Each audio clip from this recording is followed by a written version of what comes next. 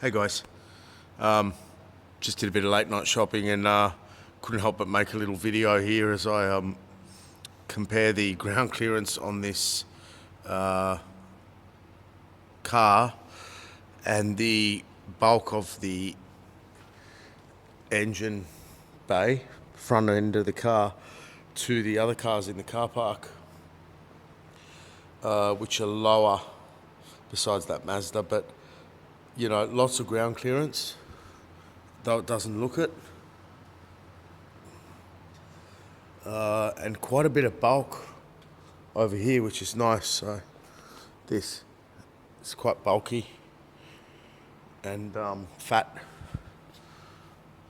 So there's a bit of car there. It's not as narrow as I expected or thought. I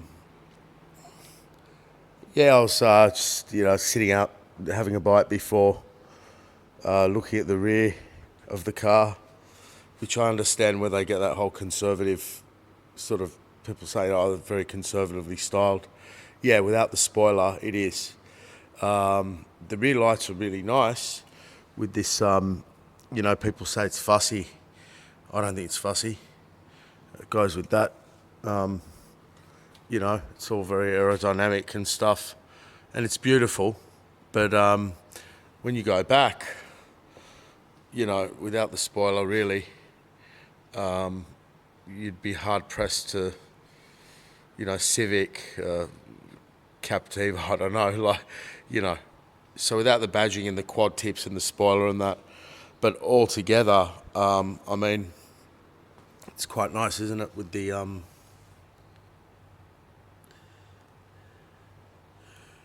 this, if you look closely, has that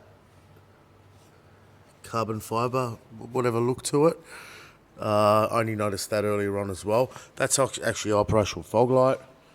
I was a bit confused with some of the videos where that was blacked out in some countries, obviously, but we got a fog light. Obviously, that's for the tow hook, for you to tow people out of trouble. And Australia doesn't get the Subaru badge. And yeah, your fingers do get dirty, like closing the boot. Lots of soot. It seems these tyres, I don't know, the weather's been a bit touch and go, but there's lots of dirt on the car, like lots of dirt on the rims. The rims tend to catch, I don't know, maybe electrostatically sand and dirt, and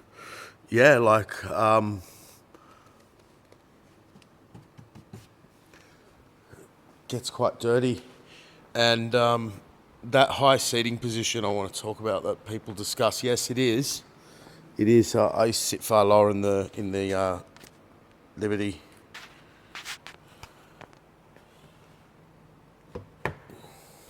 Oh, my keys are in my shopping bags, but yeah,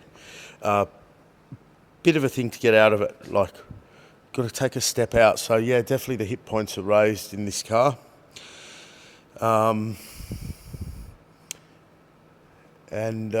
Just looking at the styling, it's nicely done. I can't really criticise them. I mean, what do we want for the money? How much more do people want for the money? I like the silver. I actually bought it because I couldn't see it in silver. They were pushing black, red, white, and I said, I'll have silver. And they said, why? I said, well, because and there you go. Like, I just happened to notice now that in the Detroit release of the 2015 STi, they used a silver one, and in the literature, there's a silver one on the front page. And they look fantastic in all colours.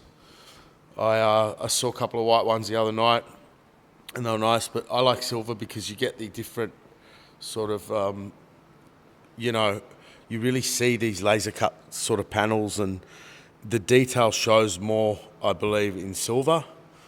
Over if you take a black car, it's a lot harder to see the work. And in this example of this BMW, you're getting a lot more of the panel sort of, the designs coming out of the car when you got grey or silver. So I think silver's particularly nice in this car, but they do look good in all cars. It's like, you know, I wonder what it'd be like to have a white one or a red one, but that's the colour I chose. So yeah, and that's that for that vid.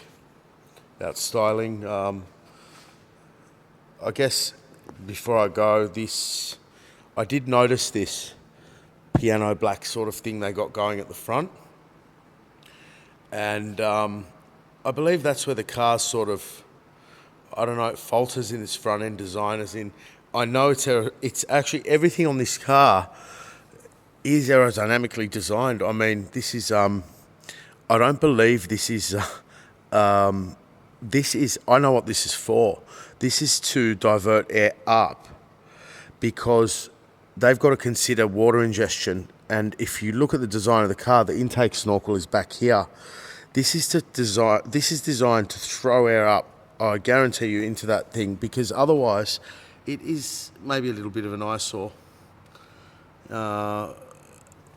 Take the whole package though together, it's not too bad. Not too bad. In this shot, you can see the car's got the height, which I like. I don't like narrow-nosed cars. I like sort of fat fronts, and that's what they've done. They've squared it off nicely, but not as dramatically as Mazda's done with their new models. I think Mazda's really, you know, all those Mazdas, they just date in 6 months. So here, I think we've got a car that's going to date quite well. When I drool and see the old sedan model STi, I stop and I drool. Like, I love sports sedans. I love the last STi, and hopefully this will be as timeless with all the criticism it got. You know, it's not a small car, it's a medium car. So you've got the length of the body there to contend with. They've put these sort of lines which, you know, it's from, I think they've taken it from the Germans, definitely, but how this line widens through the car, or appears to, yeah, it does. It does, I think. Maybe not, but yeah, it's that swept look, and yeah.